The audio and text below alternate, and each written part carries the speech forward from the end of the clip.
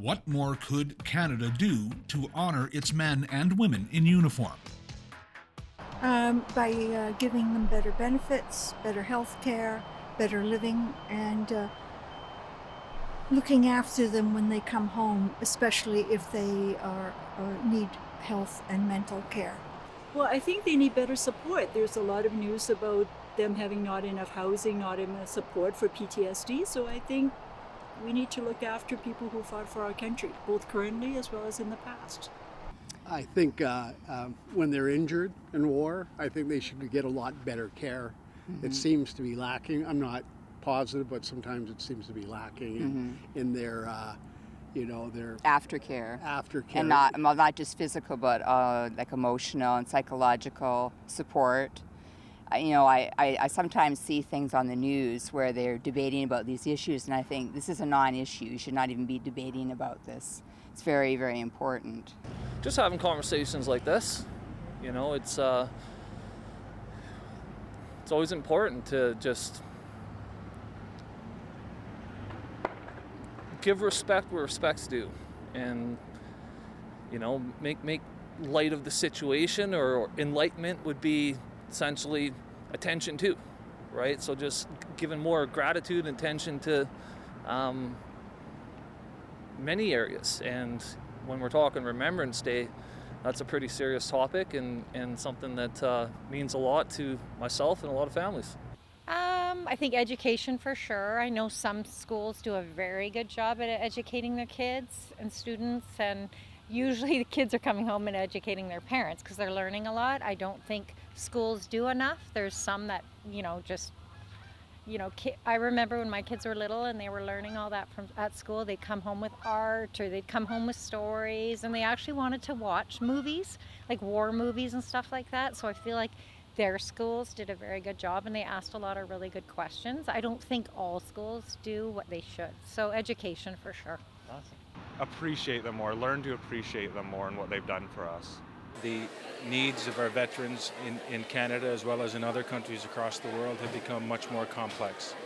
And they're dealing right now with psychological issues and trauma that requires a much more urgent level of service than they're getting. So I think we need to do a lot more in that regard. From my understanding, I think the Veterans Affairs needs some support in making sure that veterans can get all of the services that they need, especially for PTSD and mental health support for both serving and retired. Well, I think they're on the right track right now, but they have to continue with what they're talking about. There's a lot of talk about the harassment that people have received, but they need to go forward with it. And I think they're on the right track. They have to continue. Another thing they can do for them is pay them a fair wage, benefits, but honor all the benefits that they say they're going to get after they serve.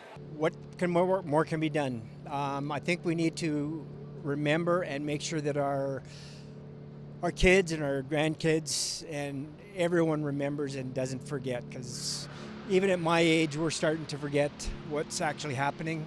Increase the military budget. I think that's plain and simple, and that's what I think we should do. Well, that's a good question. I guess just make sure that they all have enough money, because I've heard that a lot of our veterans do struggle. That, if they didn't have a job where they made lots of money themselves, their pension isn't enough, especially in BC where housing is so expensive. Yes, yeah, and just any other medical expenses they have or whatever, they shouldn't have to want for anything. Like I said, making it a national holiday, which is good, and also recognizing the wives. I mean, we've left home a lot when our husband's been away for months and months on end, and I think it's great for the veterans and for the men serving and the families. Being able to have the support that is needed available to them in a timely fashion. I think it's really, and their families as well, because I've had a family member that was in the military, and I think it is important for people's families also to have that support. I think they should be number one priority in looking for housing, any benefits that they need that they're not getting, and I mean, everybody should respect them a lot more than what they do. First of all, I think we do a pretty good job in doing so, but if we wanted to extend that, should we have veterans that are in need of transportation?